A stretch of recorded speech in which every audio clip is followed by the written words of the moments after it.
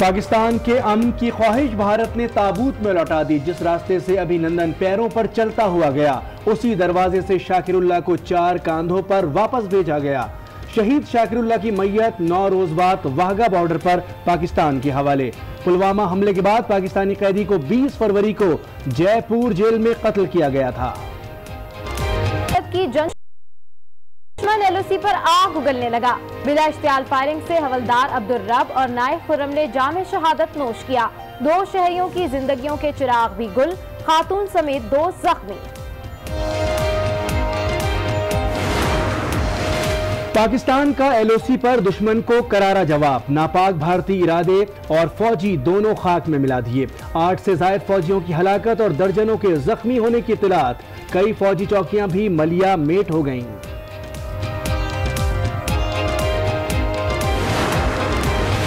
पाकिस्तानी फिजाइया ने दुश्मन के तैयारे गिराकर धाक बिठा ली। अब इस फ्रंट को मजीद इस्तेमाल नहीं करना चाहते। वजीर खारजा शाह महमूद कुरैशी ने पॉलिसी लाइन बयान कर दी। कहते हैं भारतीय पायलट की रिहाई आलमी दबाव का नतीजा नहीं।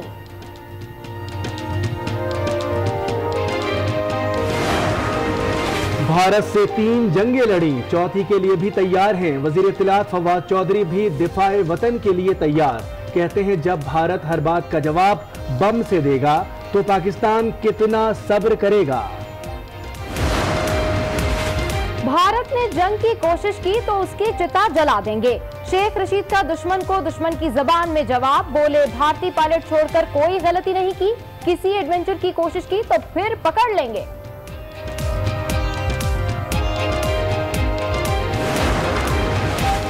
अमन का नोबेल इनाम हकदार हैं इमरान खान। वजीर इत्तलात फवाद चौधरी ने कौमी असेंबली सेक्रेटरीट में करारदाद जमा करा दी।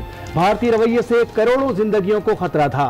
वजीर आजम ने दानिशमंदाना किरदार अदा किया और सूरत हाल को अमन की जानिब मोड़ दिया। करारदाद का मतन।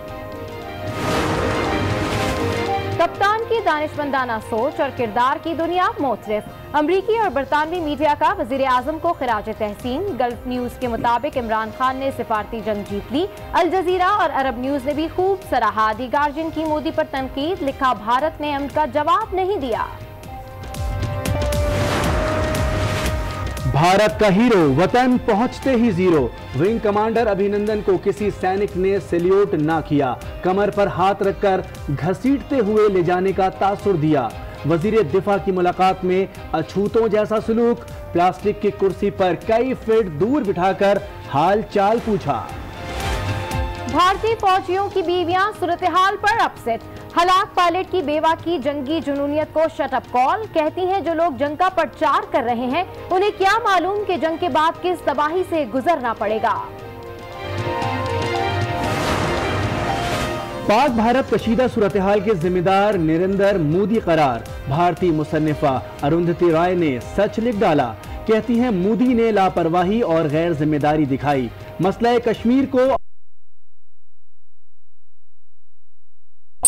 कश्मीर का हल है। मोदी नफ्सियाती दबाव का शिकार हैं। अल्लाह से दुआ है कि वो होश के नाखून लें। वजीर खारजा की प्रोग्राम आज राना मुबशिर के साथ में गुफ्तगू। बोले कशीदगी में इजाफा खतरनाक होगा। खित्ते को जलती आग की नजर किया तो तारीख हमें माफ नहीं करेगी।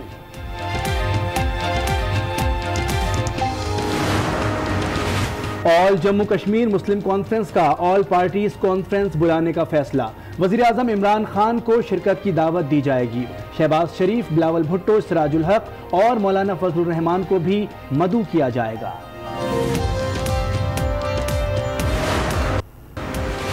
करप्शन के छुपे खजानों की खोज में नैब का एक्शन। कराची के निजी बैंक में नैब हुक्काम की कार्रवाई। स्पीकर सिंध असेंबली आगा सिराज दुरानी के लॉकर्स की तलाशी।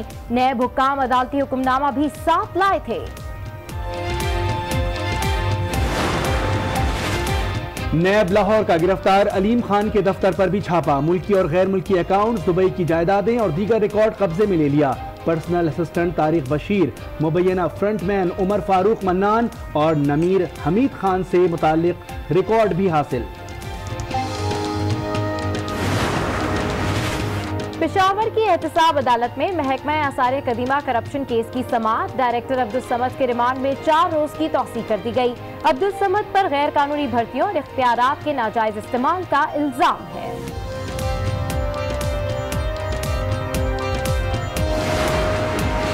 8 साल बाद फिर मुख्तारा माई की ज्यादती केस की गूंज। सुप्रीम मुख्तारा माई की अपील समाअत के लिए मुकर्रर कर दी। बुध को सुनवाई होगी। हाई कोर्ट ने मुकदमे में एक मुलजिम को सजाए मौत का हुक्म और 5 को बरी कर दिया था।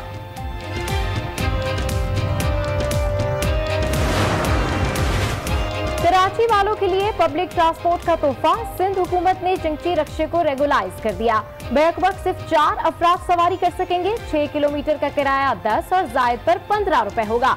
नोटिफिकेशन जारी। रक्शे को एक्साइज डिपार्टमेंट में रजिस्टर्ड करके नंबर प्लेट लेना होगी।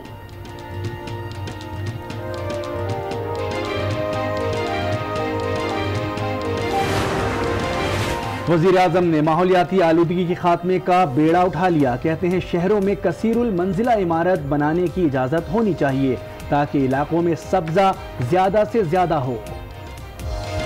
मौसम बहार में हर सू बर्फ की बहार। सवात, मरी, कोयटा और जियारत में हर शहर को बर्फ ने अपनी आगोश में ले लिया। गिलगित, हुंजा, गिजर और आजाद कश्मीर की वादियों ने भी बर्फ की पोशाक ओढ़ ली।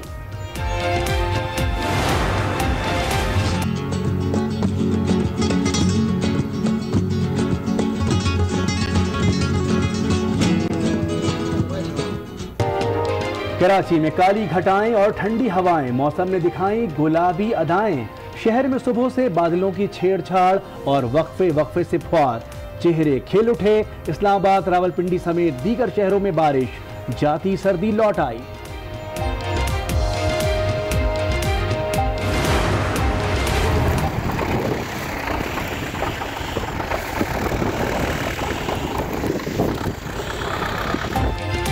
बलूचिस्तान में तूफानी बारिशों ने तबाही मचा दी। चमन, किला सैफुल्ला, मुस्लिम बाग समेत दीगर इलाकों में हजारों अफराद फंस गए।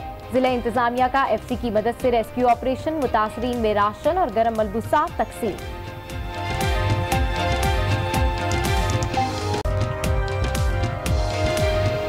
अस्सलामुअलैकुम। आज 9 बजे के बुलेटिन के साथ मैं हूं सबाशे और मैं हूं मोनिस रजा। हेडलाइंस आपने मुलाहिजा की। सबसे पहले बात करेंगे अमन हमारा रास्ता।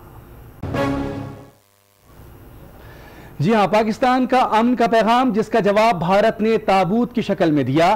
कल पाकिस्तान ने भारतीय पायलट को जिंदा सलामत भारत के हवाले किया।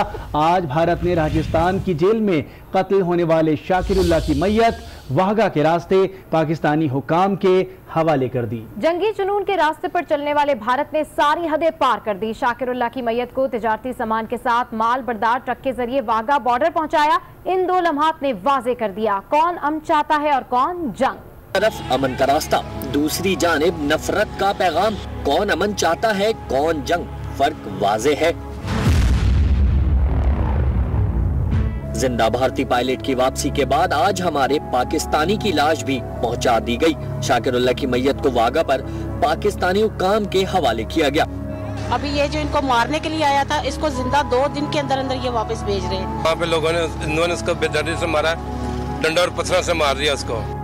भारत ने जिंदा तो जिंदा पाकिस्तानी मैयत से भी बेहुरमती कर डाली। मैयत एम्बुलेंस के बजाय माल बरदार ट्रक के जरिए अटारी पहुंची। तिजारती सामान के साथ शाकिरुल्लाह की मैयत का ताबूत लाया गया।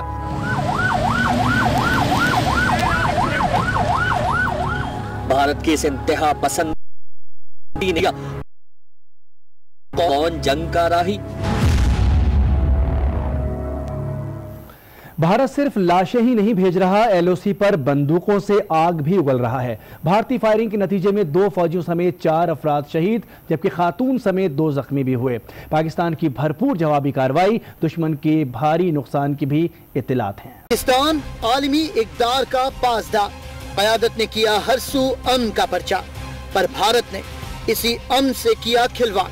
भारत ने पायलट अभिनंदन की वापसी के साथ ही LOC पर आग उगलना शुरू कर दी।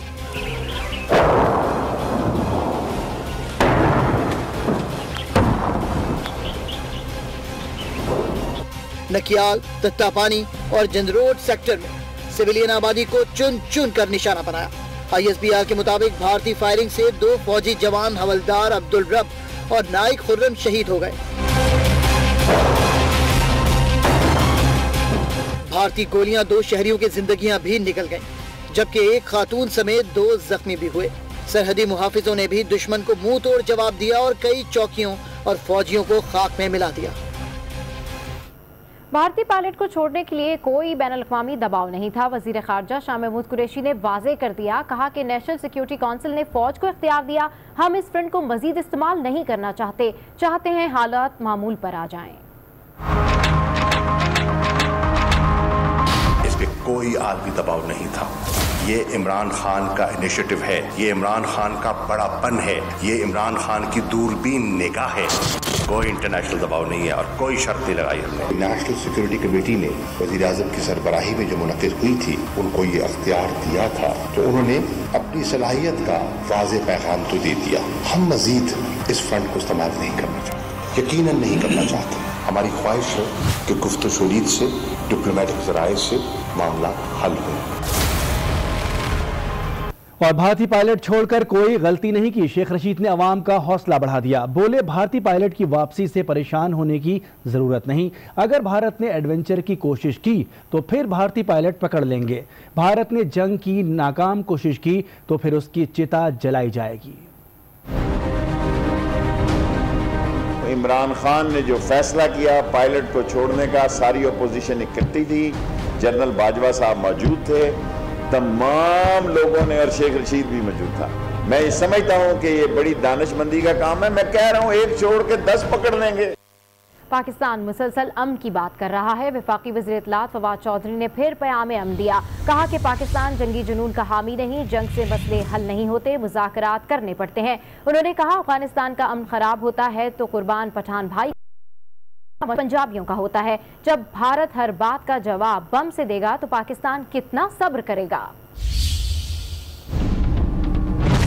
आइए बैठिए, आप अपना मुद्दा मेज के ऊपर रखिए, हम अपना मुद्दा अपने मेज के ऊपर रखें, गुफ्तगू कीजिए। हम पाकिस्तान के अंदर वॉर मॉडलिंग के हामी नहीं है। हमारे पख्तून वहाँ पर सबसे ज्यादा उनका नुकसान होता है जब अफगानिस्तान के हालात खराब होते हैं। 70,000 लोगों ने वहाँ पे कुर्बानियाँ दी हैं। हमारे पख्तून भाइयों ने सबसे ज्यादा वहाँ पे सफर किया। इसी तरह से जब बॉर्डर इंडिया के साथ हमारे बॉर्डर के ऊपर मामला खराब होते हैं तो सबसे ज्यादा कश्मीरी और पंजाबी सफर करते हैं। अगर आप हर बात का जवाब बॉम्ब से देने की कोशिश करेंगे तो फिर अगले भी कितना इंतजार करेंगे। हम तो अमन चाहते हैं, लेकिन भारत